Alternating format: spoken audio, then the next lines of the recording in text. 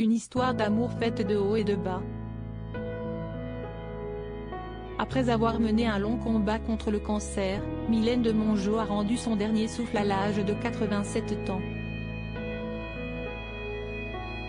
Une triste nouvelle annoncée par son ami et écrivain Henri-Jean Servat, ce jeudi 1er décembre.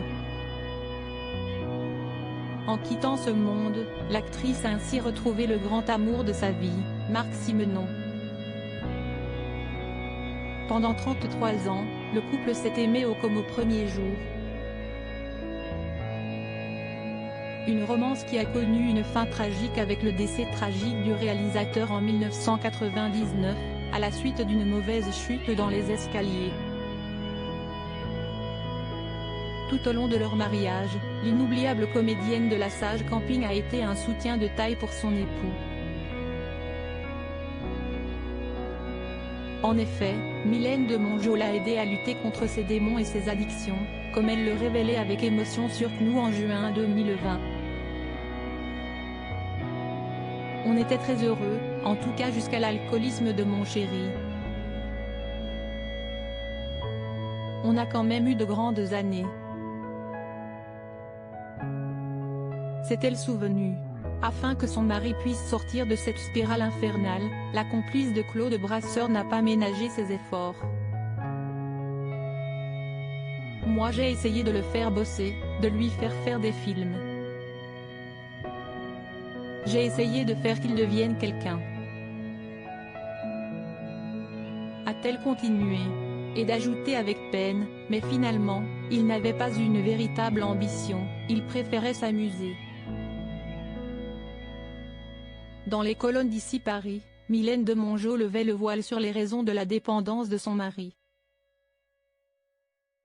Selon elle, Marc Simenon a très mal vécu le fait d'être le fils du brillant écrivain, Georges Simenon. Dès lors, l'alcoolisme de son époux a été une véritable blessure pour l'ami de Kev Adam. Dans son livre Le Piège, paru aux éditions Flammarion en octobre 2008, Mylène de Mongeau évoquait tant d'années de guerre contre l'ennemi impitoyable, ce cher alcool, ce piège magnifique. Dans l'un de ses carnets personnels, l'actrice se remémorait ce jour où, effrayée par son mari alcoolisé, elle s'était cachée dans la penderie. Je tremble. Je suis fatiguée. Je veux dormir. Toute la nuit il me harcèle, m'accable de reproches. Si est-il lui, l'homme que j'aime tant? Ce monstre agressif qui me fait si peur? Écrivait-elle. Malgré les difficultés liées à l'alcoolisme du réalisateur, Mylène de Mongeau a toujours voulu retenir le positif de cette histoire d'amour qui a sans conteste marqué sa vie.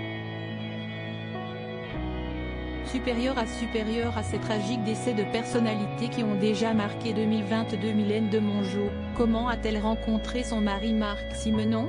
Un coup de foudre digne d'Hollywood. Au milieu des années 1960, Mylène de Mongeau a fait la rencontre de Marc Simenon, qui réalisait la série Dossier de l'agence O, dans lequel elle venait de décrocher un rôle. Alors qu'ils travaillaient ensemble, leur relation a outrepassé le cadre professionnel. Les deux artistes ne se sont plus quittés. Si elle était réticente à le rencontrer au départ, pensant qu'il était un fils à papa à la con, Mylène de Mongeau a dépassé ses préjugés et s'est laissée charmer par cet homme qu'elle compare à Steve McQueen. Je dois dire qu'il était d'une beauté saisissante. Et puis, je dois confesser que nos corps s'accordaient parfaitement.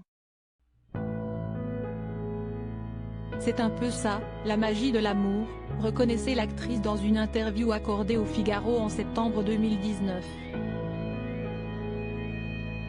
Leur idylle a pris un autre tournant, 2 ans après leur rencontre. En septembre 1968, Mylène de Mongeau et Marc Simenon se sont unis pour la vie. Ça deviendra tout de suite obsessionnel, a-t-elle avoué avec tendresse. Crédit photo, Stéphane Mully.